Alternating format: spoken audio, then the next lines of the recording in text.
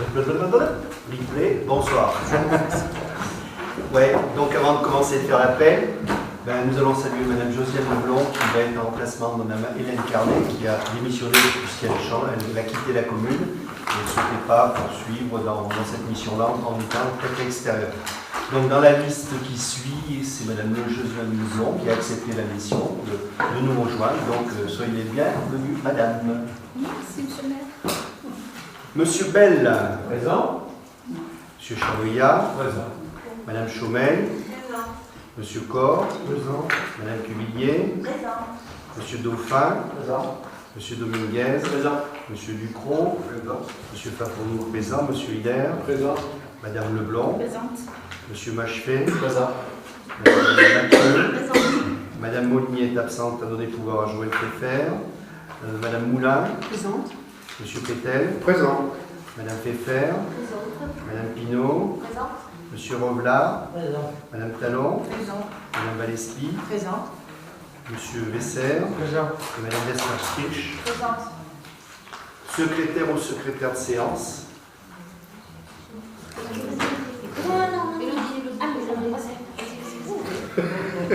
Élodie Pinault, pas de... Ok.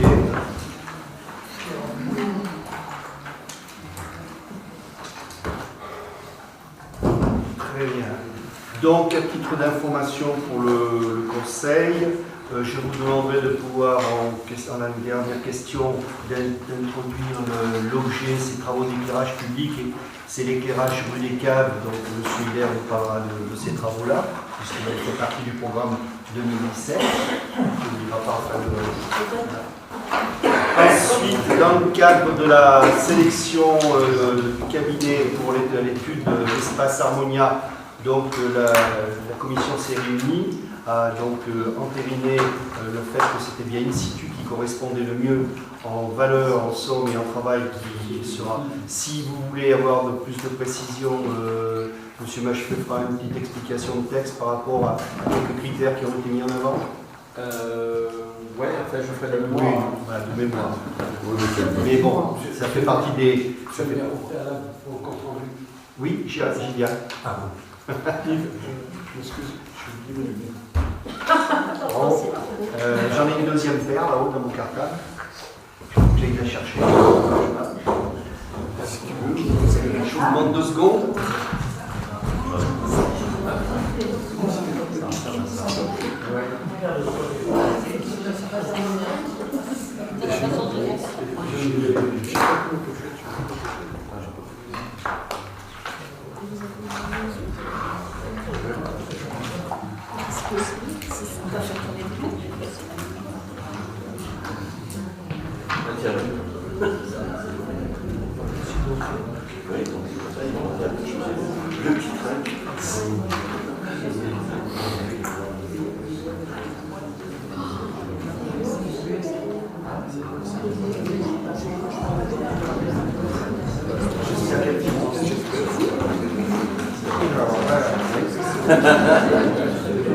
Bien.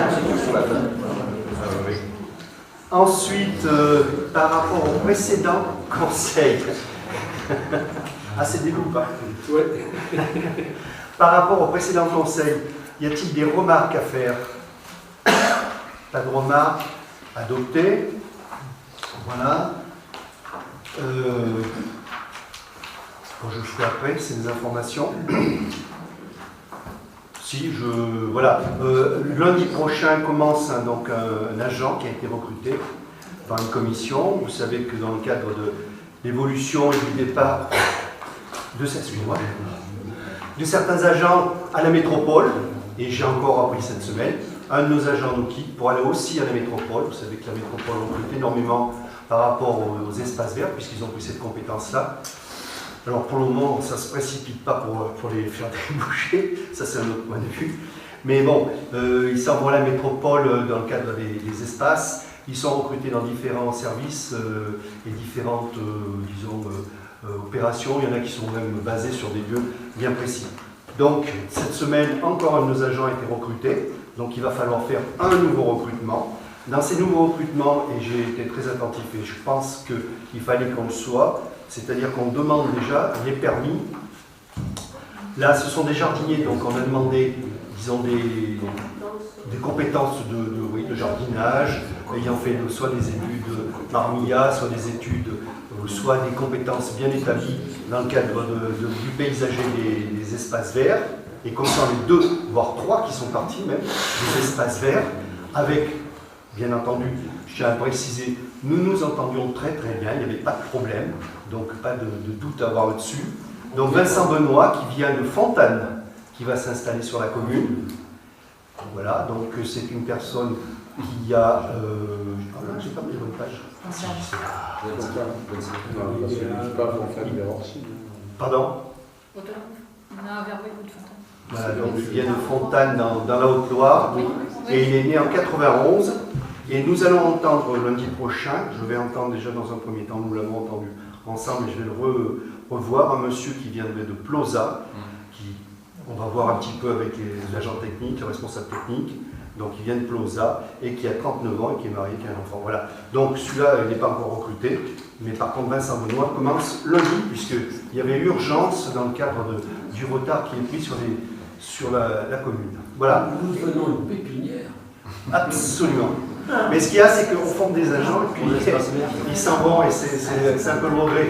Mais on peut pas. Mais on peut pas concurrencer contre la métropole et les indemnités, un tas de choses. Il faut être conscient de ça. C'est le lot des collectivités. C'est le moyen. Voilà. Ça veut dire qu'ils sont bons et qu'on les a bien formés. Voilà. Donc, qui sont bien recrutés, c'est un fait. Donc il y a eu cette année 2017 un chamboulement énorme. Voilà, ça c'était l'information par rapport au personnel. Nous allons tout de suite attaquer décision modificative par M. Corr. D'entrée. D'accord. Décision modificative numéro 3.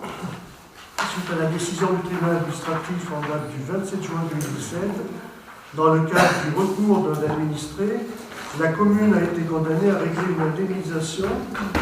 Une décision modificative a été prise lors du conseil du 22 septembre dernier afin de prévoir les crédits nécessaires au chapitre 67, charges exceptionnelles. Il s'avère que les crédits inscrits ne sont pas suffisants. L'indemnisation s'accompagnant du paiement d'intérêt à hauteur de 5 540 € du mise.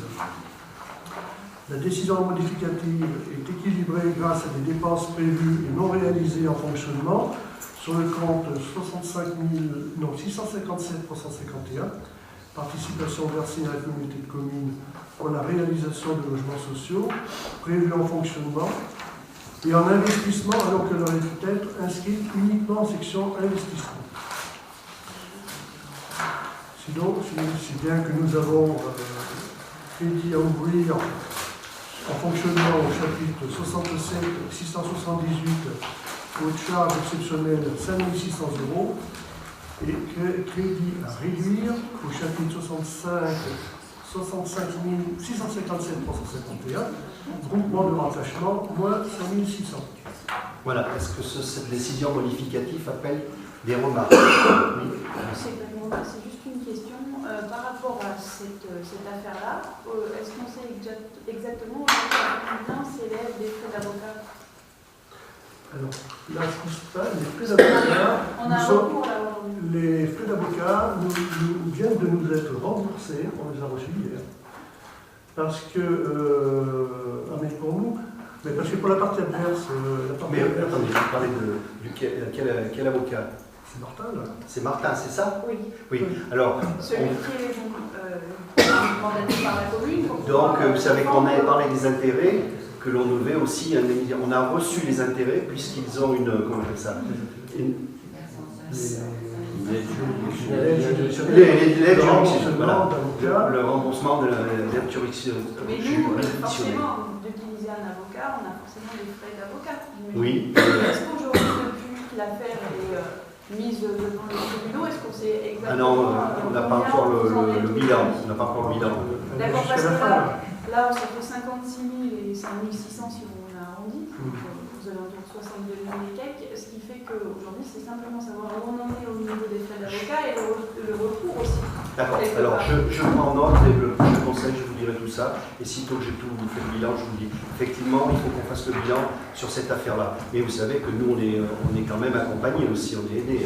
Vous avez forcément une aide, mais il y a aussi des frais connexes. induits forcément à part. Tout à fait. Mais je fais le bilan, mais on vous le mentionne. Mais on était aussi condamné aux frais d'avocat de la partie adverse. Et cette partie adverse, donc les frais d'avocat nous ont été remboursés, étant donné qu'elle a été aidée par l'aide judiciaire. C'est ça, ouais. Mais ça arrive à venir, alors vous voyez. C'est pas bien. Autre intervention? Tout constat, voilà. Donc je soumets au vote. Abstention pour cette décision modificative. Contre. Adopté. Indemnité du receveur municipal. Monsieur Corr. Considérant la participation à la préparation des documents budgétaires et divers conseils de gestion communale, M. le maire propose d'attribuer à M. Cotigny l'indemnité de conseil et de participation au titre de l'exercice 2017 d'un montant de 647,36 €. Cette indemnité est calculée suivant l'arrêté municipal du 28 novembre 2014. Les cotisations CSG, RDS et 1% de solidarité déduites du montant de l'indemnité s'ajouteront au versement URSSAF du personnel communal.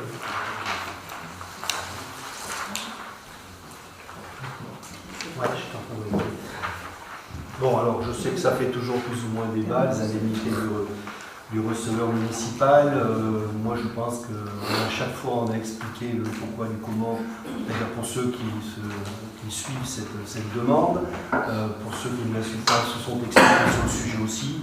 Je crois que le débat est clos, on va passer tout de suite au vote, à moins qu'il y en a quelqu'un qui veuille rentrer dans ce débat-là. Donc pour les indemnités du receveur, qui s'abstient? Qui est contre? Ah, pardon. Moi, je suis contre. Alors attends, abstention. 2. Ok. 2 abstentions. Qui est contre? Une contre. Adopté.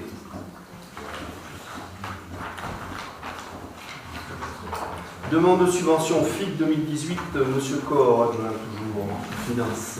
Alors, demande de subvention FIC 2018. Le conseil départemental peut attribuer une subvention aux communes dans le cadre du FIC. Pour mémoire, les règles sont les suivantes. Le montant maximum de dépenses subventionnables pour 2016-2018 est de 700 000 € hors taxe. Le taux d'intervention est de 25%. Le coefficient départemental de solidarité est de 0,84. La programmation pour la commune de Lormonton a été établie comme suit. Nous avions en 2016 donc, mis en accessibilité du groupe scolaire pour un montant hors taxe de 42 037 et une subvention de 8 828. En 2017, nous n'avions pas mis d'inscrit projet. Et en 2018, donc, rénovation de salle Harmonia, à ce sujet, donc, en commission finance, j'avais donné le chiffre de 800 000 € parce que donc, dans l'appel d'offres, c'était le montant qui avait été donné par le plus fort. En définitive, donc là on vient d'avoir un début de dossier de subvention et si on faisait tous les travaux, ce qui ne sera pas forcément le cas, parce qu'on n'est pas forcé de faire, la toiture ne sera peut-être pas faite tout en entier, puisque des pans qui sont encore bons. Si on faisait tous les travaux, cela nous reviendrait à 958 150 € hors taxe. Donc on va faire la délibération sur ces bases-là. Donc rénovation de la salle Harmonia, 958 150. Comme nous avions déjà inscrit de 42 037, n'importe comment, ça n'a pas changé beaucoup de choses, puisqu'on est plafonné à 500 000 €, donc on aura toujours nos 138 172,23 € de subvention, qui sont calculés comme suit, donc plafond 700 000 hors taxe, moins les 42 037, ce qui nous donne 657 963 € de travaux subventionnables, à 25%, 164 491, moins le coefficient de solidarité de 0,84, 138 170. Alors, je crois qu'on va faire un petit rappel. Les travaux que l'on projette, on a vu déjà dans un premier temps avec le bureau d'études de manière à sélectionner celui-ci. On avait mis une base, cette base c'était un montant.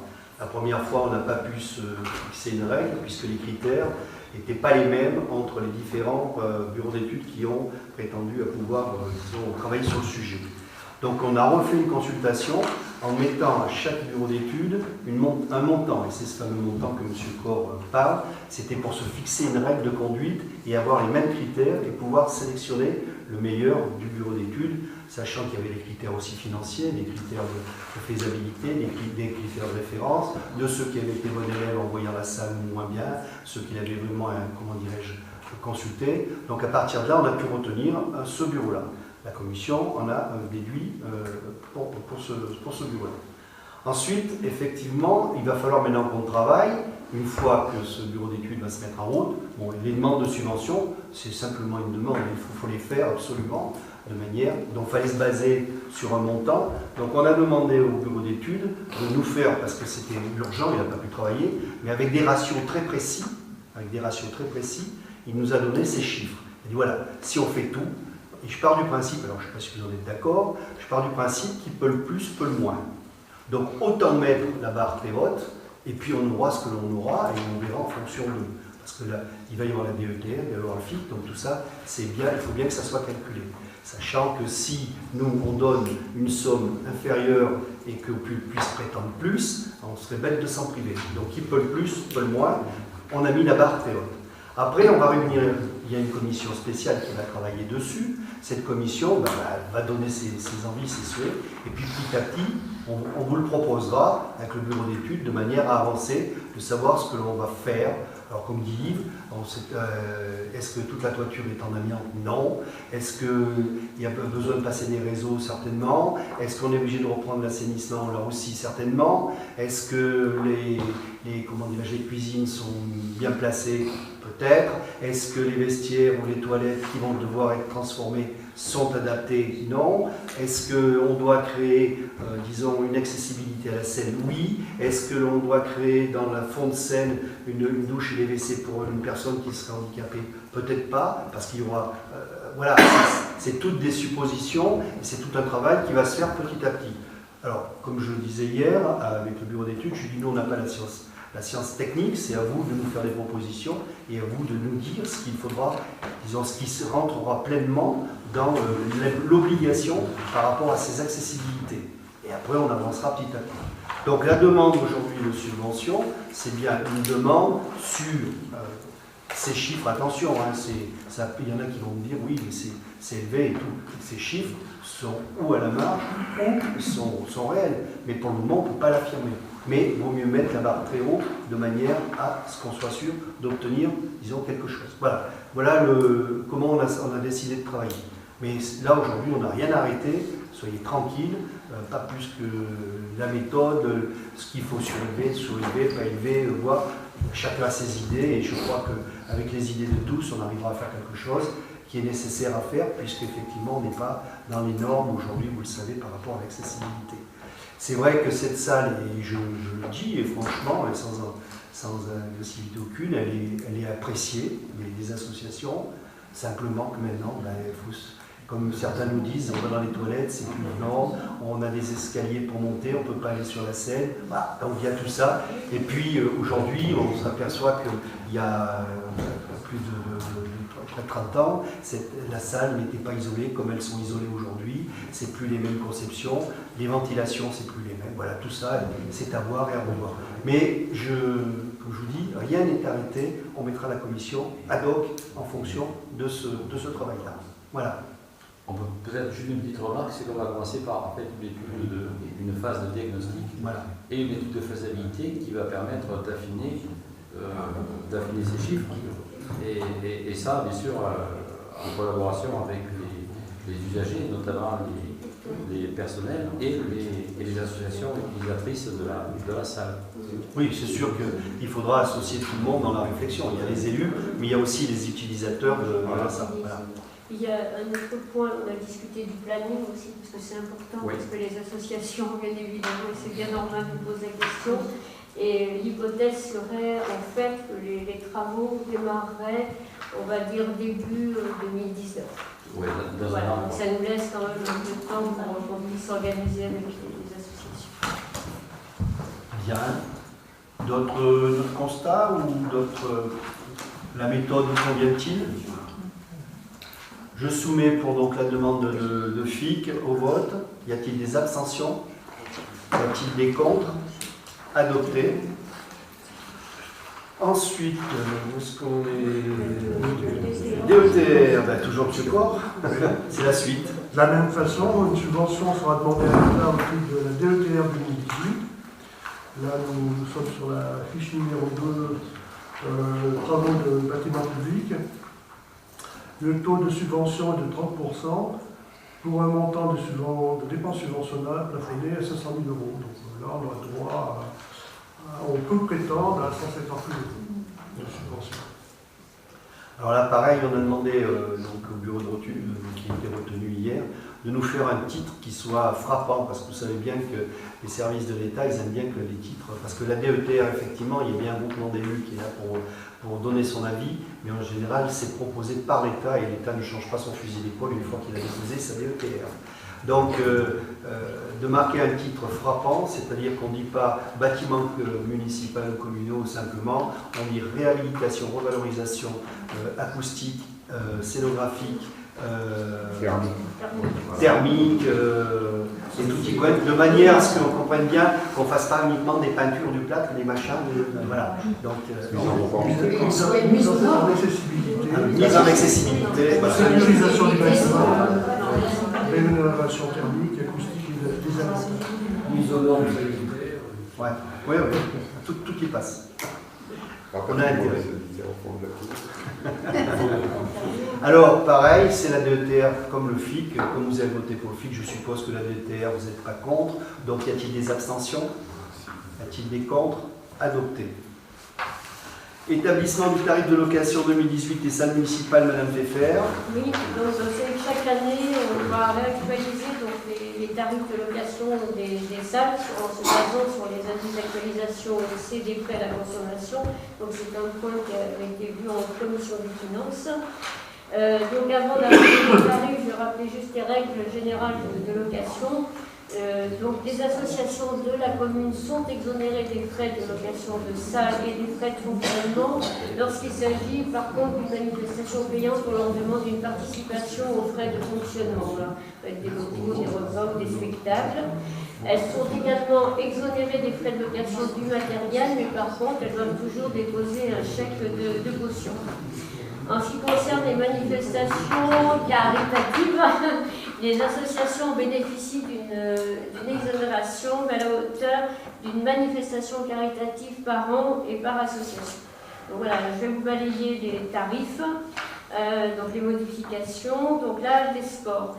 La location par jour passerait de 213 € en 2017 à 216 € en 2018. Les frais de fonctionnement passeraient de 60 € en 2017 à 61 € en 2018 et la caution resterait fixée à 500 €. Les salles du Chez de Soulas et Justice de Paix. La location passerait de 44 € en 2017 à 45 € en 2018. Les frais de fonctionnement de 21 € à 22 € et la caution resterait maintenue à 305 €. Pour la salle des Tilles, alors c'était un petit peu plus cher parce que c'est une salle neuve, hein, on a fait quand même pas mal d'investissements. Il y a une cuisine. Et il y a une cuisine, voilà. Et donc la location passerait de 71 € en 2017 à 72 € pour 2018. Au niveau des frais de fonctionnement, pour la période du 15 mai au 14 octobre, on passerait de 17 € à 18 € et la période du 15 octobre au 14 mai de 62 € à 64 €. Le nettoyage pour la totalité de la salle passerait de 49,90 € à 50,40 €. C'est très précis. et la caution resterait maintenue à 500 €. Pour la salle Harmonia, je ne vais pas mélanger les pieds entre la cuisine et la cuisine. Voilà, alors les associations, comme on l'a dit normalement, donc la mise à disposition est gratuite. Pour les particuliers de la commune, donc la totalité, alors la location pour la totalité de la salle sans cuisine passerait de 139 € à 141 € et avec cuisine de 208 € à 210 €. Si on loue juste la partie haute carrelée, donc sans cuisine, ça passerait de 70 € à 71 € et avec cuisine de 139 € à 141 €. La partie basse, alors c'est très rare que juste la partie basse soit louée, mais si elle est louée, ça se passerait de 70 € à 71 €.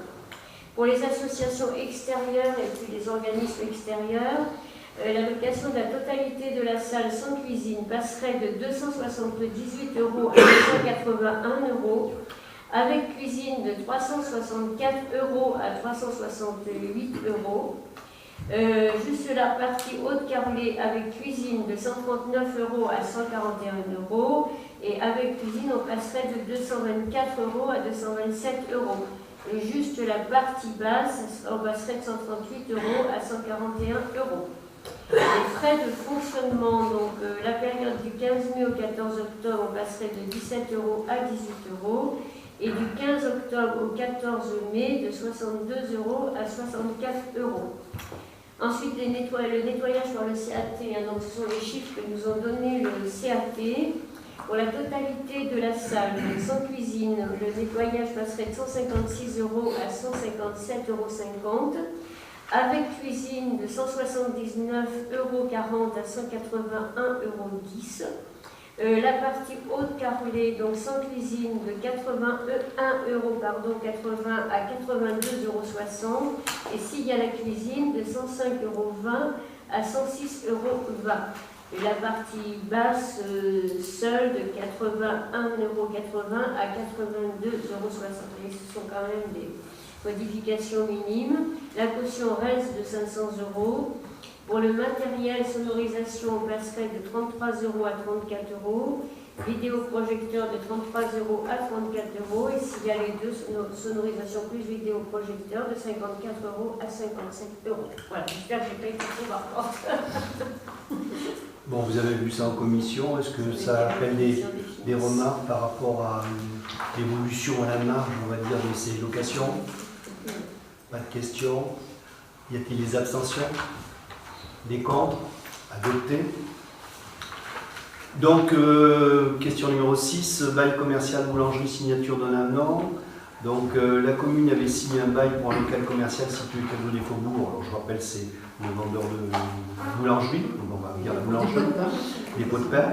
Ce bail arrive à terme au 30 septembre 2018. Le bénéficiaire actuel du bail quitte les locaux et vend le fonds de commerce avec reprise d'activité au propriétaire du restaurant jouxtant ce local. Il convient donc de signer un avenant au bail actuel afin de changer de bénéficiaire. Voilà. C'est-à-dire que M. Gary arrête et c'est M. Roux qui est à côté qui reprend la suite. Il veut compléter, faire disons... C'est pas un avenant, c'est un nouveau bail. C'est un avenant puisque il a déjà un bail sur le restaurant, donc c'est un bail, ouais. Ouais, ça fait, ouais. On dit avenant, ouais, c'est les deux. Donc voilà, pour l'instant, pour qu'il puisse continuer à fonctionner. C'est pas pour finaliser, je pense. Si on fait un avenant, ça veut dire qu'on lit les deux choses. Oui. Mettons que l'un ou l'autre ne marche pas, on ne pourra pas le scinder, puisque ça sera le même bail. Il serait peut-être préférable. Faire un deuxième bail. Un deuxième bail. Parce qu'un avenant, ça veut dire qu'on lit les deux. Oui, tout à fait. Et que si pour une raison ou pour une autre, il y en a un des deux qui ne marche pas, ça ne marchera pas. C'est qu'on modifie la personne qui loue, c'est ça en fait. Oui, c'est ça. Mais on reste bien sur le même bail du coup, c'est ça? Oui. Et on passe de deux locataires à un locataire. C'est-à-dire on passe de deux locataires à un seul. À un seul. Oui, mais en fin de compte... Ça peut être deux fois le même locataire. Deux baux différents. Ce qu'on modifie, c'est Deux locataires. Ouais. on ne sait pas si Ouais, on touche pas celui du restaurant, donc c'est bien le bail. C'est bien vu. même si c'est le même administration, justement, il y a 2 bacs. Il y a deux, oui, oui, puisque on modifie pas celui du restaurant, on modifie simplement. Voilà. Oui, oui, on reste bien sur ce. Ouais, c'est ça. Donc c'est ça, d'approuver l'avenant au bail, c'est-à-dire l'avenant, la modification du propriétaire, et d'autoriser le site de maire à signer tout document. Voilà. Locataire. Voilà. Et au niveau du loyer, il reste inchangé du coup. Moi, je pose la question, il était de. Oui, mais je sais plus, là, comme ça, j'ai pas. Il faut les démarrer quand même. Parce qu'on a fait une période. On a fait une période de 6 mois sans loyer. Après, on a fait faire une évaluation de loyer, puisque c'est pas nous qui fixons On les avait loyers. dit 250 et après 200. Donc est-ce que ça reste à 200? Alors, moi je pense que pour voir comment ça fonctionne, on reste en un état et on évoluera en fonction de. Attendez, je comprends pas parce que là, le bail, on l'avait signé le 28 septembre 2015. Ouais, Puisque c'est un 369. Oui. Il finit le 30 septembre 2018. Oui. Donc, moi, ce que je veux savoir, c'est effectivement, on a fait 6 mois de gratuité quand la personne s'est installée, mais ça fait maintenant déjà depuis 1 an et demi qu'elle paye. Puisque oui, il paye. à Oui. 2 ans, que le locataire payait, je veux dire. la Oui, personne. sans loyer, oui. Donc, du coup, est-ce que ça repart avec le loyer de 200 € Bah, pour le nouveau locataire?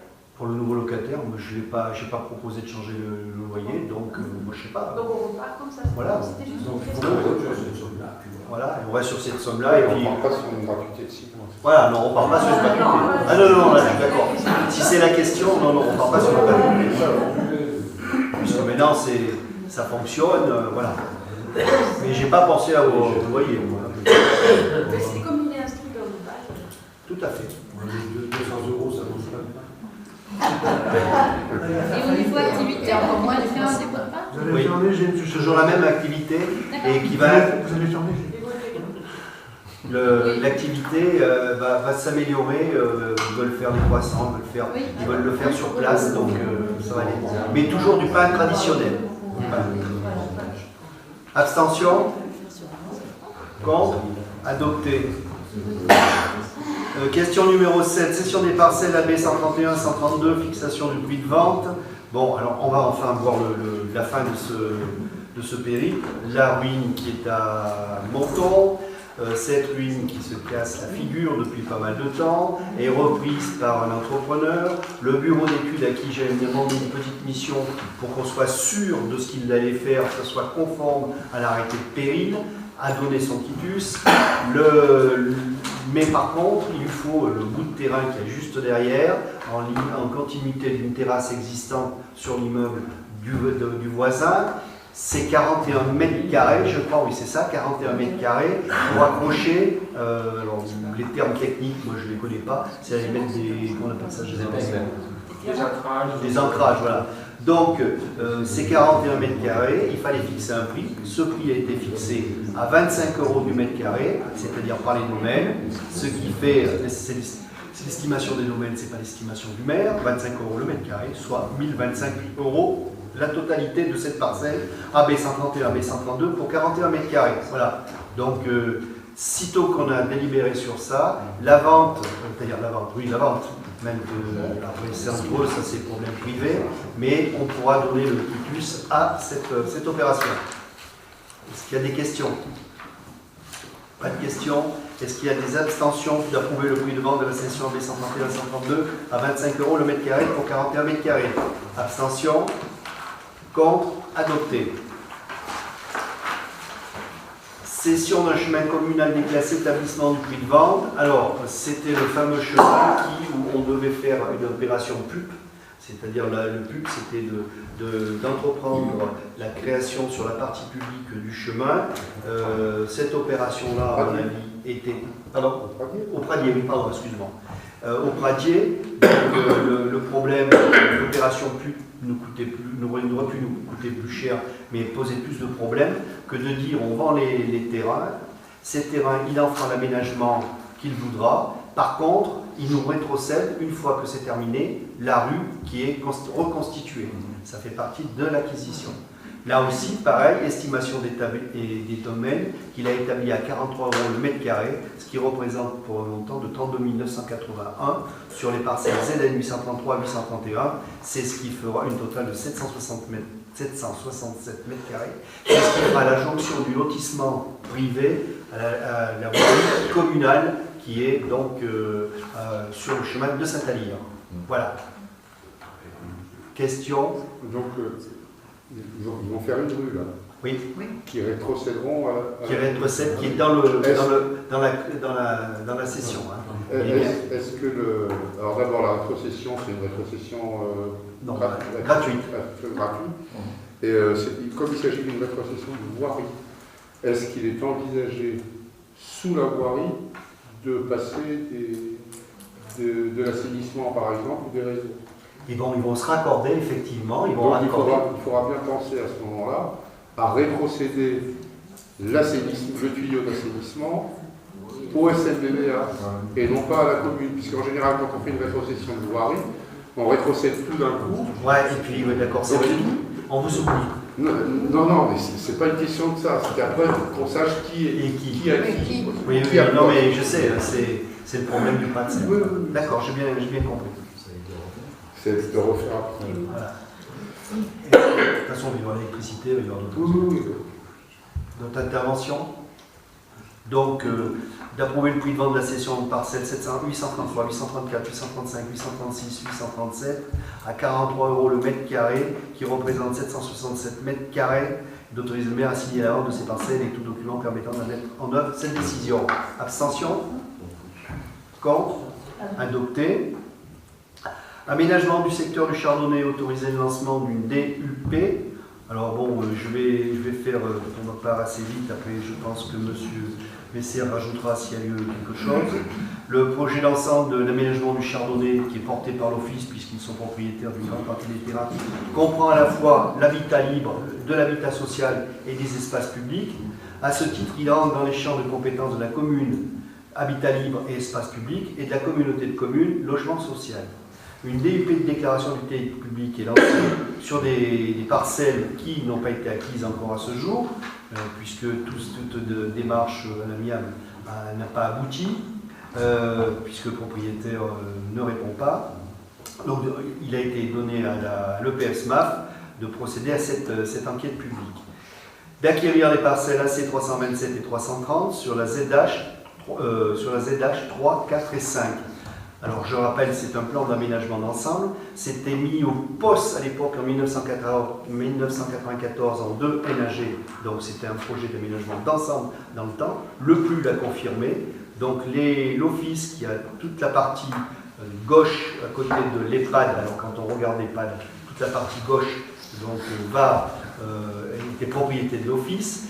Et ensuite, l'Office a été mandaté par l'IME pour construire un bâtiment qui va attaquer en 2018. Donc nous allons attaquer les réseaux qui sont prévus depuis longue date.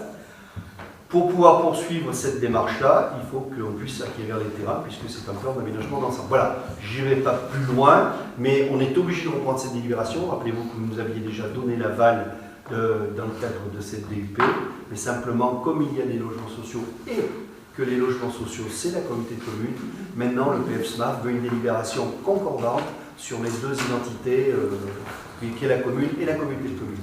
Voilà ce que je peux expliquer. Gérard, tu as autre chose à rajouter? Non, ça va. Question? Oui. Alors, je voudrais savoir où en est la décision sur justement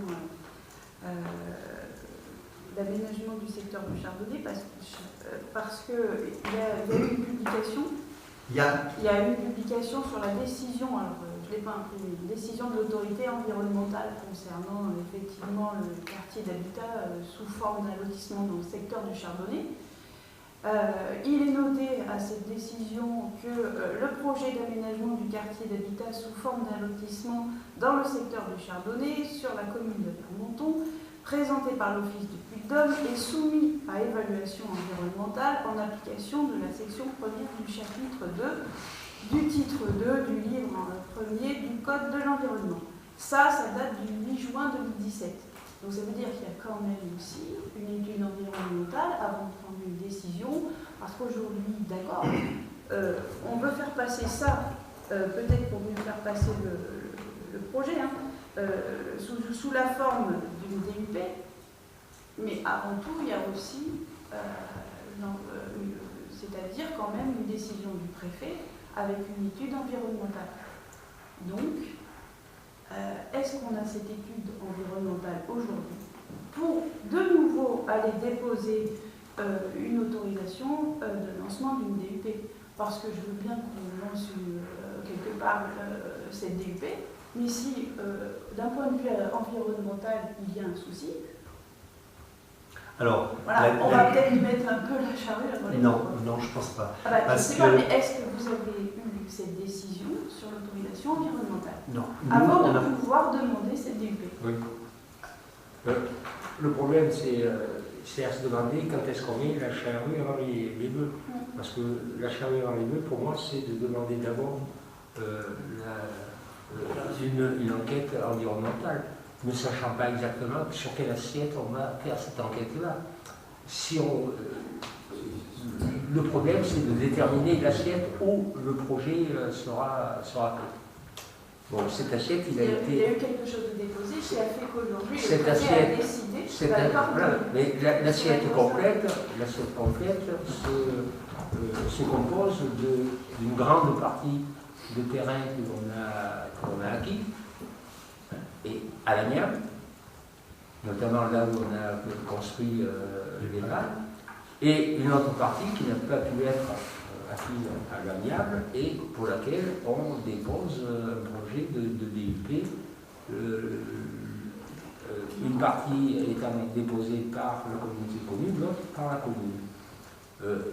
Et ceci, c'est pour acquérir et qu'on puisse, disons, travailler sur l'ensemble de l'assiette que l'on prétend avoir. Alors, qu'est-ce que vous Et faites à partir du moment où cette assiette aura été acquise, on pourra parler véritablement de projets. Par exemple, le lotissement qu'il doit y avoir est composé, disons, de logements sociaux, de logements d'acquisition, de logements des collectifs de petite importance, des lots libres, etc., etc. Il est bien évident qu'il y a tout ce qui vient autour de cela, la voirie, etc., etc. Il est impensable de pouvoir prévoir une voirie qui va faire pratiquement toute la longueur de l'assiette sur laquelle on peut prétendre, sans passer par les parcelles qui ne sont pas acquises. Donc je ne vois pas comment on peut présenter un projet qui puisse être jugé ensuite par la préfecture, ne comportant pas ces voiries, et un projet qui ne serait pas abouti.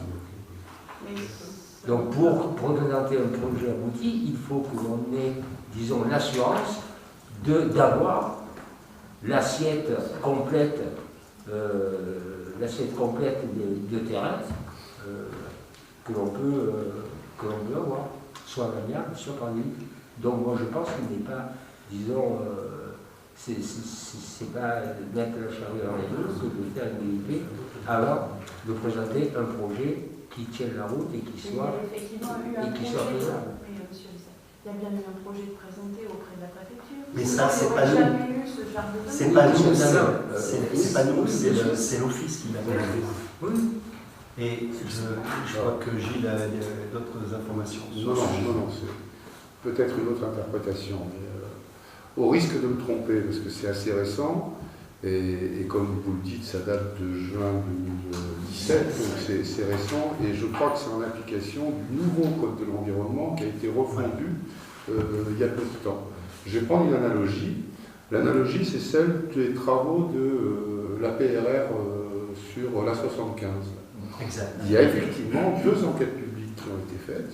Une enquête publique qui est une déclaration d'utilité publique sur la saisine des parcelles nécessaires pour faire l'élargissement, qui a été suivie, et c'est pour ça qu'on va le regarder tout à l'heure d'ailleurs, qui a été suivie d'une enquête publique de type environnemental. qui a été rendu obligatoire par la modification du Code de l'environnement. Et cette enquête publique de type environnemental vise à vérifier que le projet qui a été fait sur l'ensemble des parcelles qui ont été mises en enquête d'utilité publique respecte bien un certain nombre de normes environnementales et éventuellement amènera l'État à demander à modifier le projet si un certain nombre de conditions environnementales ne sont pas remplies. Moi, c'est comme ça que je l'ai compris. Alors, donc effectivement, ça me paraît assez logique d'avoir une emprise globale pour pouvoir constituer un projet et soumettre ce projet-là à enquête environnementale. Ceci dit, encore une fois, c'est mon interprétation des choses. Elle peut être un tant soit peu erronée ou...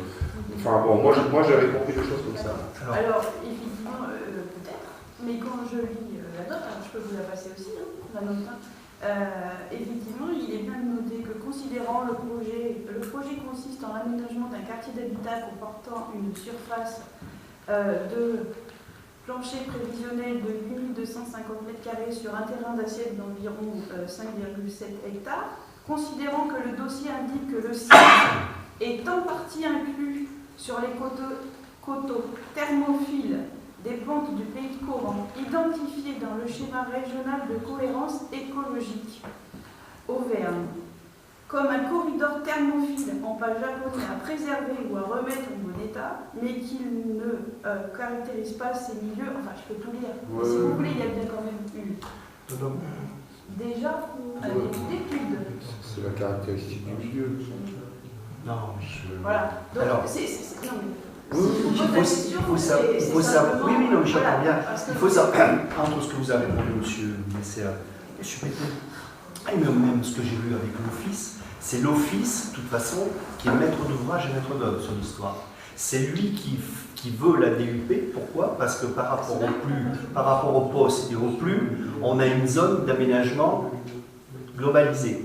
Donc ça veut dire que si on en a aménagé qu'une partie, hormis l'EHPAD qui a été sorti, ce qui nous a nécessité une modification du plus à l'époque, hormis ça, tout le reste aujourd'hui est obligé d'aménager dans son ensemble. Si la DUP n'aboutit pas, admettons que la DUP n'aboutisse pas, ça n'empêche en rien qu'il y a quand même une étude qui est demandée par l'Office, qui a été demandée à l'Office, pas à nous, à l'Office, une étude environnementale par rapport à leur partie où ils sont propriétaires.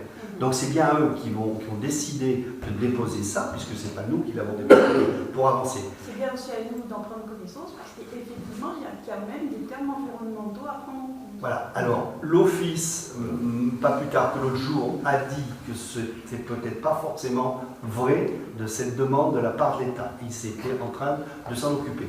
Donc moi j'attends la réponse par rapport à ça. Voilà, j'en sais pas plus. Quant au reste, la demande, elle est assez aussi bizarre. Quand on me dit, par exemple, pour cette DUP, on va faire du logement social ou pas sur ces parcelles, on ne sait pas.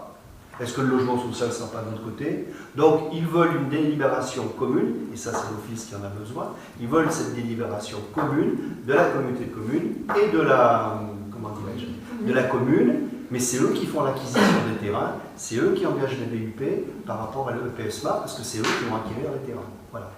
Moi, ce que je dis, c'est à nous aussi de prendre des décisions avec, si vous voulez, l'ensemble du dossier.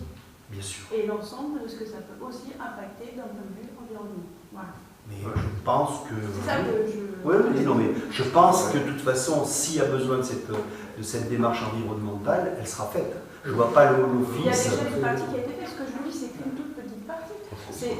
Il y a vraiment... C'est une demande qui a été faite. Oui, non, c'est une décision du préfet. Et en oui, non, mais la demande, c'est l'Office qui a dû la faire. Je vous la ferai passer. Hein. Oui, mais là, la caractérisation des milieux, elle est connue. C'est pas le résultat de l'enquête environnementale, ça. Ah non, il n'y en a pas eu. Il n'y a pas eu de fait. Ça, c'est une description de milieu qui est connue. Oui, qui est connue. Oui, c'est pas... L'enquête, elle n'est pas faite. Il s'agit bien du projet d'ensemble de l'aménagement du Chardonnay ou simplement du projet initié par l'IME pour la construction. C'est le projet d'aménagement d'un quartier habitat, sous forme d'un lotissement dans le secteur du Chardonnay. Donc c'est l'ensemble, puisque ça fait des 1250 carrés. C'est ça. Voilà, je ne peux pas vous en dire plus. Je donne la- Ouais, non, mais moi je ne peux pas vous en dire plus. Il faut engager une DUP, voilà. Je ne sais pas comment ça va, combien de temps ça va prendre. Dès qu'il y a une demande de DUP, il y a automatiquement une enquête environnementale qui va se mettre en place. Maintenant, oui. D'après ce que disait Gilles, sur la nouvelle loi. Ça ensuite aussi, c'est obligatoire. Voilà. Autre intervention par rapport au sujet. Moi, je vous pose la question de mandater le PSMA pour procéder à la mise en œuvre de la DUP pour le compte de la commune et d'autoriser le maire à signer tout document permettant de mettre en œuvre cette décision. C'est-à-dire qu'effectivement, les DUP ou les DIA, ce sera la commune qui les lancera, mais après, le PSMA restera propriétaire des terrains et les transférera à l'office. Donc, pas d'autres interventions. Y a-t-il des abstentions? A-t-il des contre? 4. Contre? Adopté. Mandat d'Arverne communauté, avis sur le PLH. Monsieur Lesser. Oui, donc, engagé bien avant la fusion, ça remonte à mai 2015, peut-être un peu avant ou un peu après, mais en fait, cette période-là. La démarche d'élaboration du PLH du Mandat d'Arverne communauté arrive à son terme. Ce PLH constitue la feuille de route en matière de politique de l'habitat communautaire pour les 6 années à venir, à savoir 2018-2023. Il suit, en les adaptant au territoire issu de la fusion, les perspectives de développement urbain et de l'habitat définies dans le SCOT du Grand Clermont. L'armature urbaine du territoire défini par le SCOT est constituée de 3 pôles de vie, Vic-le-Comte, les Vents-de-Verre, et un ensemble de 3 communes, Talente, Saint-Amand-Talente, Saint-Saturnin, et d'un secteur périurbain. Adaptation donc du PLH, les pôles de vie sont inchangés, mais le secteur périurbain a 2 niveaux. 7 pôles de proximité, Orcé, Neufleur, Nord-Blanc, Vermonton, Eda, Chanona et Le Cré, et 16 communes rurales. Donc adaptation de notre PLH vis-à-vis de des compositions prévues par le SCOT. Adaptation également des objectifs du SCOT en matière de logement. Sur 6 ans, si on adapte sur une même période les préconisations du SCOT, sur 6 ans, donc, il est prévu 1541 logements. Sur ces 1541 logements, 737 sont prévus dans les pôles de vie, ce qui représente 48% de la somme totale, 516 dans les pôles de proximité, 33%, et 288 dans les communes rurales, soit 19%. Objectif également entre logements neufs et vacants à récupérer. Le parc vacant estimé sur le territoire de Mandat d'Arverne est estimé à 1400 logements. L'objectif étant de récupérer 15% du parc total de logements vacants dans les communes où la vacance est supérieure à 7% et 10% dans les autres communes. Avec un potentiel donc de 170-180 logements récupérables, l'objectif de 1541 logements se traduirait donc par 1300 logements neufs et 170 logements vacants à récupérer. Si on prend évidemment la fourchette basse, à savoir 170 au lieu de 280. Objectif du SCOT également adapté, le développement de l'offre locative aidée. Le SCOT prévoit 15% de logements sociaux dans les pôles de vie, Proposition de développement du PLH, le logement social comprenant le logement locatif social plus le logement conventionné privé plus le logement communal conventionné serait de 15% pour les pôles de vie, 73 logements à créer, 10% pour les pôles de proximité, soit 55, et 5% pour les communes rurales, soit 16 logements. Pour atteindre ces objectifs en matière de développement de l'habitat, le PLH se décline en 9 actions articulées autour de 5 grandes orientations. Ce programme, contenu dans le compte rendu de la commission habitat, ou peut-être vous l'avez dit, c'est la commission habitat qui vous a été envoyé, c'est, je pense, le compte rendu du dernier conseil communautaire. Hein? Oui, donc ce programme, contenu dans le compte rendu qui vous a été fourni, vous a été communiqué en pièce jointe à la convocation du CM. Donc, est-il besoin de les énumérer, de les réénumérer, ou est-ce que vous considérez que l'information qui vous a été donnée vous suffit? Il est évident que dans toutes ces propositions, dans toutes ces actions, dans toutes ces orientations, la hiérarchisation et la planification des actions prévues se fera après approbation et au vu des conclusions du projet de territoire actuellement en cours d'élaboration. C'est à ce moment-là que l'on verra les priorités qu'il y a à faire et les faire passer. Et les actions qui sont énumérées, les orientations qui sont énumérées dans un ordre qui n'a rien à voir avec le prioritaire. C'est ce qu'il a été décidé. Ensuite, les préconisations et la hiérarchisation se fera évidemment après l'élaboration, après l'approbation du PLH.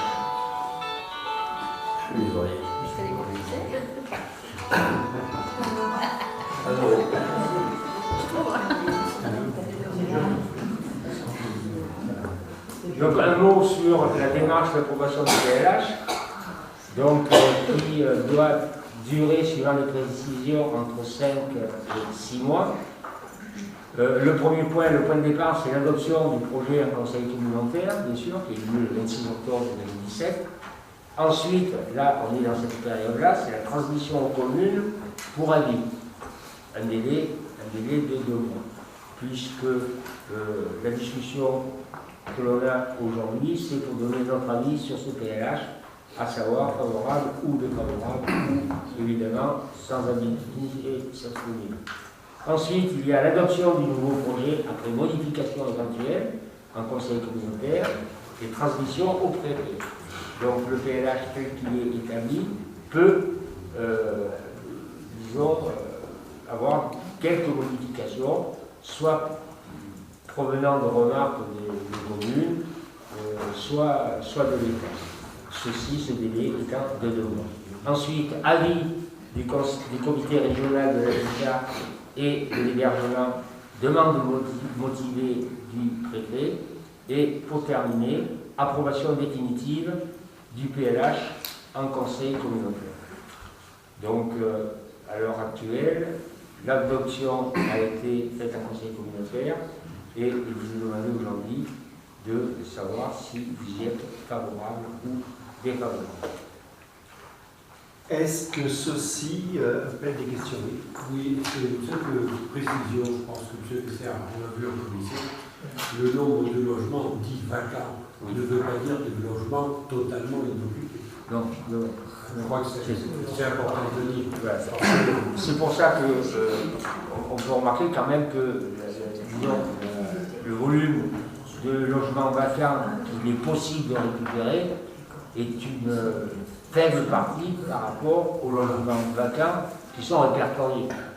Puisqu'il y a 1400 logements vacants répertoriés sur Mont-d'Arverne et que la fourchette prévue de récupération de logements vacants varie entre 170 et 180. Alors, il est bien évident que ces logements vacants, c'est les logements vacants qui ont été décrétés vacants lors des derniers recensements, et il est bien évident que rentrent dans cette catégorie les habitations finies, mais qui ne sont pas encore habitées. Ensuite, les résidences secondaires qui n'étaient pas occupées au moment où l'agent recensement est passé, et autres cas particuliers. Je pense que c'est important de Oui, tout à fait. parce que le chiffre bleu, balancé comme ça, c'est un peu... Oui, non, c'est impressionnant. Ouais. Parce que Même le nombre de 100 mètres, et longtemps que les notaires ont mis la main dessus. Non, mais c'est pas les vacants et 100 mètres. C'est une autre catégorie, ça. Donc, votre intervention sur le PLH? Ouais, je vais une question générale. Là. C'est que, donc là, on se projette sur un nouveau PLH, donc sur cette période 2018-2023. Oui. Donc, est-ce qu'on a un bilan du PLH précédent? Oui. Et quel est un peu le ratio entre les objectifs et les résultats? Très en dessous des prévisions qui avaient été faites à l'époque. Donc, non seulement il faut déjà rattraper le retard, et pour arriver aux objectifs que l'on s'est fixés. Je pense que le futur PLH est ambitieux, même plus qu'ambitieux, puisque, je ne sais pas si vous avez suivi l'actualité, sur les nouvelles dispositions par rapport à l'habitat, les deux seules villes qui vont pouvoir prétendre à du logement social à partir de 2018, normalement, c'est Chamalières et Clermont-Ferrand. Ça veut dire que les bailleurs sociaux ne viendront plus sur notre secteur à nous, où ils avaient remis le nez, parce qu'effectivement, ils s'étaient rendu compte qu'il y avait une forte demande. À mon avis, ça va quand même avoir une réaction. C'est pas complètement bouclé, ça encore. Non, c'est ce que je peux te dire. Ce soir, la députée Pires avait dit que de toute façon, elle n'allait pas être porteur de PFSMAF par rapport à ça, parce qu'effectivement, ça posait d'énormes problèmes. Et on s'était rendu compte que le logement social, il n'y avait pas que dans les grandes villes qu'il en avait besoin, mais il y en avait aussi besoin dans le monde rural, ou en deuxième et troisième couronne. Donc, mais si toutefois cette loi passait, ça voudrait dire que le PLH est plus qu'ambitieux, parce que là, on pourra plus tout avancer par rapport à ça. Mais ça veut dire que ça mettra aussi du plomb dans l'aile au SCOT en général. Alors au SCOT, puisque le PLH, je n'ai que la traduction tout à fait. sur les 6 ans à venir, de ce qui est prévu sur les 18 ans du SCOT. Tout à fait. Mais c'est vrai que ça va, tout ce qui ne sera pas entériné à partir de là, les opérateurs vont. Bon, voilà, c'est une. Donc il est ambitieux, moi je dis qu'il est ambitieux dans les deux cas. Et faire, disons, faire un bilan du PLH précédent et ensuite voir si le PLH à venir est ambitieux ou non, est assez difficile du fait du décalage qu'il y a au point de vue durée entre le SCOT et le PLH. Le SCOT a été établi pour une durée de 18 ans, le PLH pour une durée de 6 ans. Le premier et de maintenance, les 6 ans à venir. Il y a bien évidemment un objectif. L'objectif du SCOT, c'est dans 18 ans. Et évidemment, on peut faire la moyenne pour chacune des communes, chacune des anciennes communautés de communes, en divisant ce qui était prévu pour 18 ans par 3, mais sachant qu'on ne fonctionne pas aussi régulièrement. Et il suffit de voir la commune de Vermonton, pour prendre cet exemple-là, dans les années 2013-2014, on avait 2-3 permis de construire par an. On en est actuellement à 40. Et donc, évidemment, il y a ce décalage qui se fait sur une longue durée. Quand on a cette longue durée, par 3, quand on fait une simple règle de 3, il est bien évident qu'on peut se dire on est en dessous des prévisions. Sauf que ça évolue d'un territoire d'une année sur l'autre pour un même territoire ou une même commune. Oui, mais tout ça, c'est quand même piloté par la situation là, pour améliorer. Oui. Je dirais les prévisions. Avec 1% de croissance ou 4% de croissance, on n'est pas le même. Et ça dépend pas beaucoup de nous. Autre intervention? Donc je vous propose de vous prononcer sur le plan local de l'habitat de Bondard-Verne Communauté. Y a-t-il des abstentions? Y a-t-il des contre? Adopté. Sachant qu'il s'agit d'un même. Sûr. Oui, donc la question, c'est pas tout à fait contre ou pour, c'est favorable. Favorable. Très bien, monsieur. Donc, est-ce qu'il y a des gens non favorables au PLH? Ok, donc le conseil municipal est favorable au PLH. Merci. Question, alors, c'est ni une question, c'est l'avis qui est en cours sur l'enquête publique de la 75. Alors j'espère que tous vous êtes venus lire ce dossier important. Celui qui concerne la commune, c'est tout ça. Celui qui concerne tout le projet, vous l'avez en entier, qui est sur la table là-haut. Donc je vous invite, si vous ne l'avez pas fait, de venir voir et de me donner votre avis dans le cadre de cet aménagement. Alors il faut savoir que le diffuseur numéro 5 qui nous concerne, apparemment, n'avait pas disons au départ, n'était absolument pas touché, puisque il était envisagé, je dis bien, il était envisagé de faire une entrée sur l'autoroute en direction du sud sur la commune de Saint-Amand-Talent, c'est-à-dire de Talent plus exactement. Ceci n'a pas été retenu par l'État. Par contre, l'État a retenu une entrée de sécurité sur la partie sud et une entrée de sécurité sur la partie nord. C'est-à-dire que nous serons impactés par le chemin aujourd'hui qui dessert le chemin de bord d'autoroute qui n'est pas sur la commune, qui est en limite de la commune.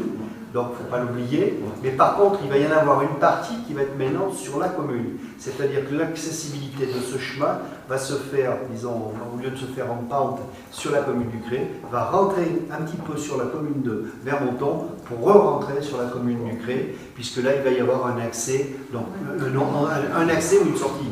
C'est donc la mise en sécurité de ce secteur-là qui n'était pas, il n'y avait pas d'entrée d'autoroute. On le voyait bien, les services de secours, quand ils doivent rentrer sur l'autoroute, sur cette portion-là, où c'est là où il y a le plus souvent des accidents. Donc ils sont obligés d'aller à l'échangeur selon le sens, en fonction d'où ils viennent. Donc c'était un des problématiques. Donc ça, c'est acté. Ensuite, ils se sont rendus compte qu'il y avait quand même une partie accidentogène qui était sur le diffuseur 5, c'est-à-dire quand on est en descente de la route du Cré de Monton ou du Cré, et qu'on allait chercher le sens Clermont-Issoire, on était obligé de couper une voie montante.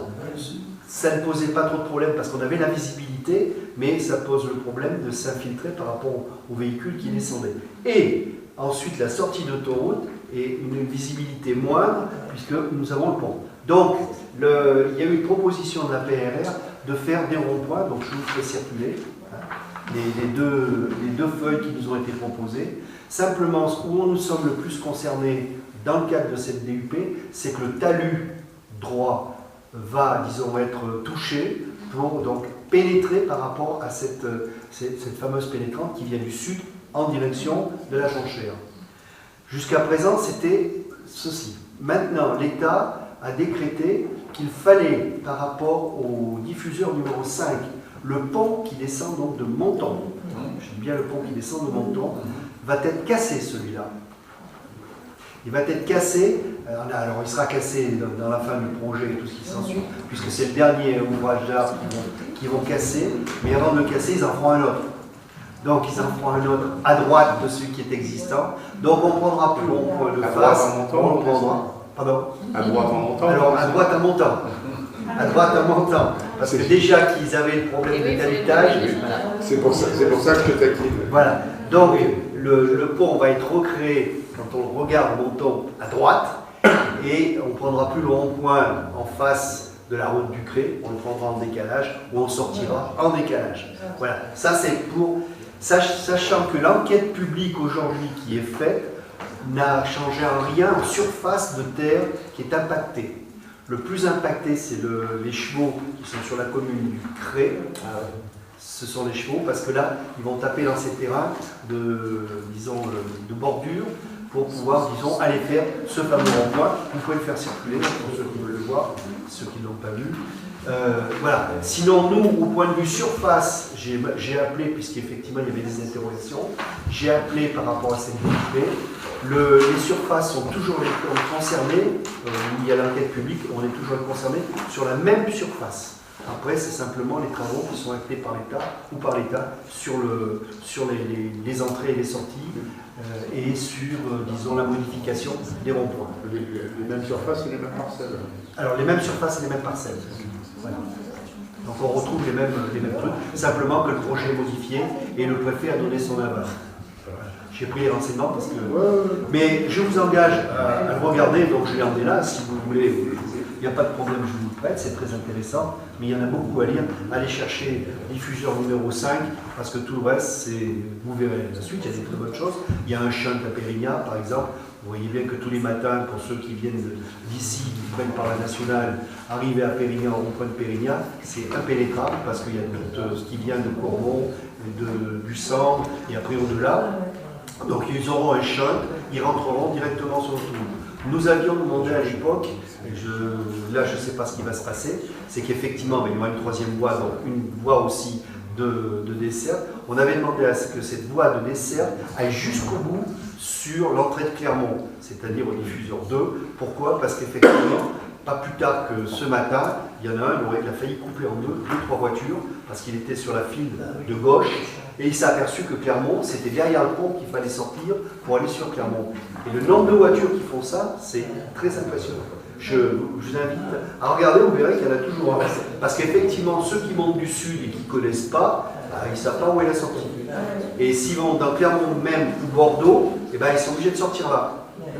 Donc, on a demandé à ce que cette voie aille jusqu'au bout, c'est-à-dire que la bretelle, qui aujourd'hui, si vous la prenez, vous irez jusqu'au bout sur Bordeaux-Clermont, en passant non pas sous le pont, en passant sous le pont, mais en deuxième partie. Voilà. Est-ce que ça sera fait? J'ai pas l'impression qu'ils veulent aller jusque-là. Il y avait même l'autre sens, c'est pareil. Par contre, il va y avoir un rond-point de l'autre côté pour diffuser et éviter de rentrer et sortir sur l'autoroute à partir de Pérignat. Il va y avoir un autre échangeur. Sinon, tous les ponts seront refaits avant de les casser, c'est-à-dire que ce qui s'est passé au Brézé, pont cassé, terminé. Là, c'était. Tandis que là, on fait un pont, et puis il y a tout intérêt parce que le Zénith, ça va être une belle ambiance quand ils vont attaquer ce là. Et donc, la 2x3 voies qui devait s'arrêter avant notre sortie. La 2x3 voies qui devait s'arrêter à notre sortie 5 va continuer 2x3 voies, c'est pour ça qu'ils vont casser le pont sur Monton, va être donc va être plus loin dans la descente pour que justement l'intégration sur deux fils se fasse sur une ligne droite et non pas vers cette entrée qui était relativement dangereuse. Voilà. Il eût été préférable que SAPRR aille jusqu'à la sortie 6. Parce que la sortie 6, elle est très importante. Vous savez très bien que la sortie 6, les gens qui étaient concernés par la sortie 6 sont venus aux premières réunions, et puis après, bon, on leur a dit non, on n'y touche pas, mais il y avait déjà aussi ceux de la sortie 7 qui frappaient à la porte. Oui, c'est sûr. Mais à mon avis, il ne faut pas perdre de vue, moi je reste persuadé de ça, on ne le verra pas, mais la sortie 6... Sitôt que la première concession va être terminée, SAPRR va demander le prolongement pour pouvoir continuer d'appliquer les tarifs de Bourges jusqu'à Clermont. À mon avis. Mais voilà. Mais bon, oui, vous avez raison. Moi, chacun peut avoir un avis sur le sujet, mais là, moi, je ne crois pas, parce que... C'est des financiers, voilà. Oui, bien sûr, c'est des financiers, c'est sûr. Surtout qu'il n'y a pas de péage qui se crée. Alors ça, c'est bien précisé. Pas de péage, s'il y a des gens, vous entendez des gens qui disent il va y avoir un péage sur la 2x3 voies. Non, le péage, il est en amont, mais il ne sera pas en aval. Voilà. Voilà, donc c'est pas, si vous voulez, c'est pas une conclusion de l'enquête publique, premièrement, c'est une information qu'on nous a demandé de faire et de bien être attentif à cette enquête publique. Si toutefois vous aviez des remarques à faire, n'hésitez pas, le registre est là-haut, mais c'est jusqu'au 20 décembre, hein. Ça va très vite, hein, parce qu'il y a quand même 6 commissaires enquêteurs, un par diffuseur. Voilà. Voilà l'information. Monsieur Girardière. On va essayer de déchiffrer. Hein. Les caractères tournent. Non, pas encore. Bon, concernant les travaux d'éclairage public, je m'excuse, mais il n'y a pas de vote là-dessus. Non. Non, parce que l'enquête publique n'est pas terminée. Ce que tu as dit là, ce qui a été dit là, c'est sur l'enquête publique de déclaration d'utilité publique. Oui. T'as pas parlé, on n'a pas parlé, pardon monsieur le maire, vous n'avez pas parlé. Je vous en prie, monsieur le conseiller départemental. On n'a pas parlé de l'enquête publique environnementale, parce qu'il y en a une là aussi. Oui. Bon. On n'en parle pas Ah oui, je vous en prie, Charlie. Bon. Moi, j'ai pas les éléments sur l'enquête. Il doit léger demain. Pourquoi? Il a annoncé qu'il y a des légers. Ah, d'accord. Non, je croyais qu'il y avait quelque chose de particulier sur... Non. Vas-y. Oui, alors, sur l'enquête publique environnementale, puisque là encore, il y a les deux volets, hein, il y a l'enquête publique d'utilité publique, et puis il y a l'enquête publique environnementale. On nous a demandé aussi, alors au SMBVA, on nous a demandé de donner notre avis sur cette enquête-là. Alors je voulais à cette occasion vous livrer nos conclusions sur l'enquête publique environnementale. Nous, on a trouvé, alors il se trouve que à peu près l'ensemble des préconisations qui avaient été faites par les associations environnementales et en particulier par le SMBVA ont été prises en compte, sauf une. Alors ça nous intéresse un petit peu, parce que c'est juste à côté de chez nous. C'est le manque d'aboutissement du projet sur les propositions de mesures compensatoires de destruction des zones humides, et en particulier d'un hectare 6 de zone humide qui est situé sur le bassin de l'Ozon et vers la Vernière. Donc voilà, c'est une information que je voulais vous livrer. Et puis comme je suis dans ces informations-là, donc je vous informe que moi je déposerai une remarque là-dessus et que moi à titre personnel, et que le SMBVA mettra une réserve sur l'avis favorable vis-à-vis du respect de cette compensation de destruction d'1,6 hectare de zone humide vers la Vernière. D'accord. Mais moi je pense qu'il y a quand même à avoir d'autres compensations dans ce domaine-là. Ben, elles ne sont pas prévues. Ouais, mais il faut peut-être qu'on insiste là-dessus. Voilà. C'est pour ça que je fais cette remarque-là et que le syndicat la fera dans son avis. Ok. Gérard? Bon, donc concernant l'éclairage de la rue des Caves et l'aménagement de la basse tension, donc en accord avec la commune, le SIEG prévoit la réalisation de ces travaux d'éclairage public, dont l'avant-projet a été approuvé par le conseil municipal.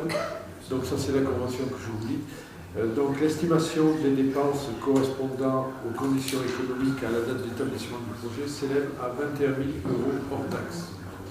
Donc comme d'habitude, conformément aux décisions prises par son comité, le SIEG peut prendre en charge la réalisation de ces travaux en les finançant dans la proportion de 50% du montant hors taxe et en demandant à la commune un fonds de concours égal à 50% de ce montant auquel s'ajoute l'intégralité du montant hors toute taxe de l'écotaxe, soit 10 590 centimes d'euros.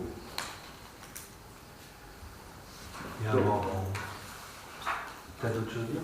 Juste, ce fonds de concours sera peut-être revu en fin de travaux pour être réajusté suivant le montant des dépenses résultant du décompte définitif.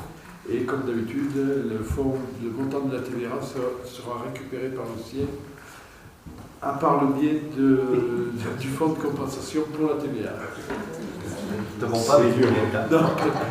C'était un peu flou.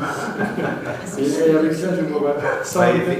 Effectivement, le SIEG nous avait pas envoyé la délibération dans le cadre de la voirie 2017, puisque le chemin des caves en fait partie. Donc, avant d'attaquer les travaux, il fallait peut-être quand même prévoir cet enfouissement qui était prévu, bien sûr, et au budget. Voilà. Est-ce que ça appelle des questions? spécialement donc engager le siège à poursuivre, à faire les travaux. Il y a des abstentions? Des comptes? Non, adopté. Bien. L'ordre du jour étant refusé, questions diverses. Je ne me souviens plus comment définir la participation dans les différentes commissions municipales, si c'est en conseil ou autrement, pour savoir sur quelle commission. Il y avait une justement, je voulais poser la question, on s'en est pas inquiété, de savoir si vous repreniez systématiquement les commissions ou si on vous dirigeait vers d'autres commissions. Je pense que vous devez pouvoir vous diriger vers d'autres commissions. Donc, ce sera je vais vous les donner, puisque votre entrée officielle, c'est ce soir. Oui. Voilà, c'est le conseil qui entérine votre entrée officielle. Donc, on va préparer chaque commission, où était Madame Carlet, et donc, après, de savoir ce qu'on peut faire ou pas faire. D'accord. Oui, non, mais c'était pour savoir si vous voulez l'entrée des soirs. Voilà, mais ce soir, c'est l'entrée officielle. Voilà. C'est le conseil. C'est la première étape, c'est le conseil. Sachant qu'il y a qui nous empêche d'aller dans une autre commission, parce que le nombre de commissaires. Non, il n'a pas été. Non, il n'a pas été. Oui, c'est pour ça que j'avais regardé. Bon.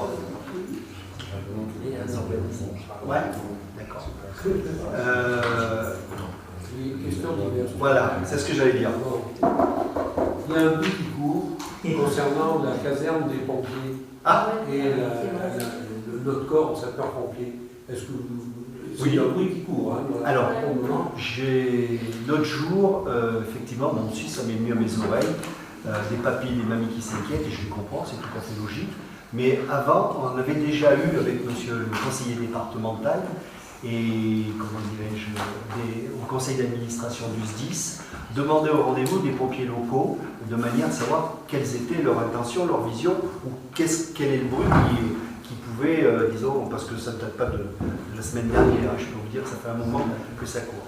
Alors, effectivement, le SDIS a des orientations, mais là, moi, je ne vais pas en parler, je vais laisser, puisque le conseil d'administration, c'est simple, donc c'est ce que j'allais dire.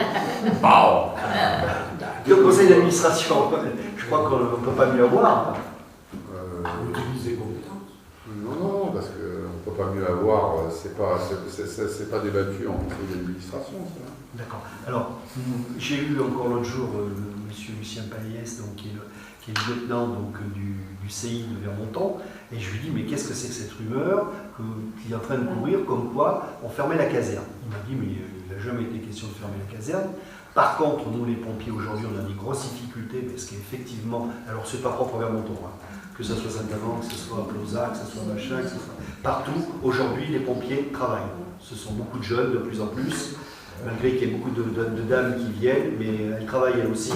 Donc ils ont des difficultés à armer les véhicules la journée.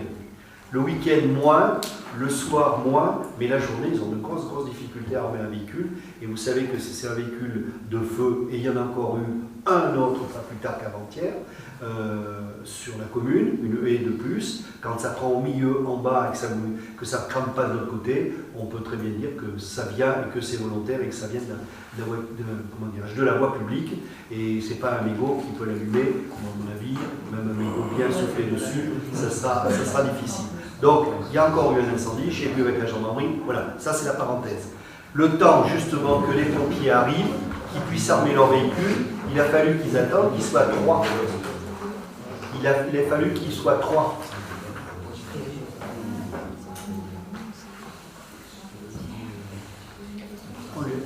Comme vous m'avez posé la question, j'adresse plus. Voilà, donc il fallait qu'ils soient 3. Le véhicule a été armé, mais entre-temps, Saint-Amand début, ça a fait 2 camions. Bon, ça c'est comme ça, c'est la règle aux is. Les pompiers, par contre, ce qu'ils ont dit à un moment donné, ben moi je suis tout seul, je ne travaille pas ou je ne suis pas de permanence ou passif, je suis susceptible d'aider une autre caserne. Donc, ils vont pour certains à Saint-Amand-Talent, pour d'autres à Plausac, et l'inverse est réciproque. Quand ceux de Plausac ou ceux de Saint-Amand peuvent compenser nos effectifs, ils viennent armer nos véhicules. Voilà. Il a été dit aussi à un moment donné qu'il fallait faire un rapprochement. Ça, c'est dans l'esprit du SDIS, je ne dis pas de bêtises, c'est dans l'esprit du SDIS de regrouper les casernes pour avoir beaucoup plus d'éléments qui travaillent. Alors, regrouper les casernes, ça veut dire à un moment où on la met. Est-ce qu'on prend celle qui est ci? Est-ce qu'on prend celle qui est celle-là? Ou est-ce qu'on prend celle qui est au milieu? Moi, tout ce que je peux dire, et on a une réunion incessamment sous peu avec le responsable départemental, avec M. Pétel, on va en discuter, mais moi, il y a une chose qui est certaine. J'ai dit que de toute façon, si vous voulez fermer la caserne de Vermonton, je m'y opposerai systématiquement. Pourquoi? Parce qu'on a quand même fait des études, on a déterminé des lieux. On s'est aperçu qu'en faisant une circonférence avec les Martres de Verre, donc en se mettant un peu au milieu des deux, on avait quand même 9000 habitants. 9000 habitants, 2 EHPAD, un collège, 2 écoles primaires, des zones d'activité, un tas de choses, des cabinets médicaux et des communes difficiles d'accès en temps. Non pas, par route, mais en temps. Déjà, quand ils partent de Verre et qu'ils sont prêts, presque pratiquement prêts, et qu'ils doivent monter à Soulas pour un feu, les camions, ce n'est pas des plus rapides.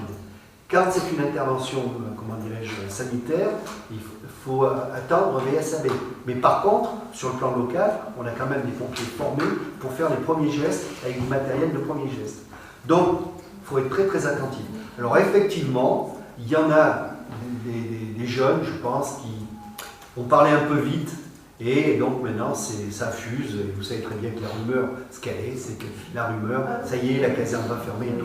Mais demain on ne sait pas ce qu'il en sera. Voilà. Mais aujourd'hui, c'en est là. Les pompiers n'ont pas du tout l'intention de fermer leur caserne, mais le problème, c'est qu'ils ont des difficultés à armer. Après, ce n'est pas eux qui décideront, bien sûr. Voilà.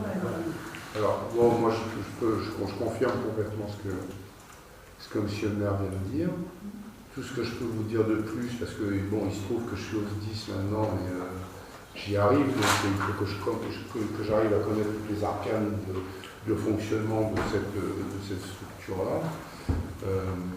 Tout ce que je peux dire, c'est que, alors c'est vrai qu'il y en a qui parlent peut-être un peu vite, et puis qui parlent peut-être un peu fort, et que ça s'entend même loin. J'ai entendu Oui, mais le problème, c'est que même quand ça commence à s'entendre au SDIS, voilà, ça devient plus problématique. Quoi. Oui, ça devient plus problématique. Donc moi, ce que je peux dire par rapport au SDIS, c'est pas, il n'en a pas été question pour l'instant. J'ai ouï dire qu'il y avait effectivement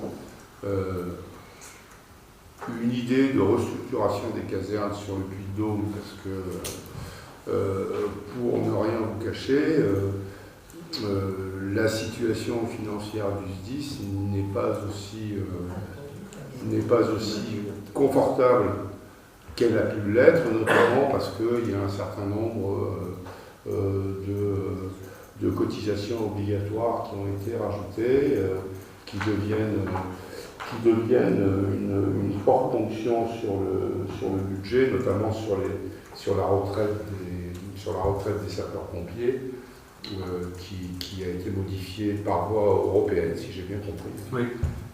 Et qui plombe un peu le budget du SDIS. Et donc, quand on plombe, en général, on essaye de restructurer. Ceci dit, moi j'avais interrogé personnellement Claude Boilon, qui est président du SDIS, qui m'avait dit, effectivement, quand on avait rencontré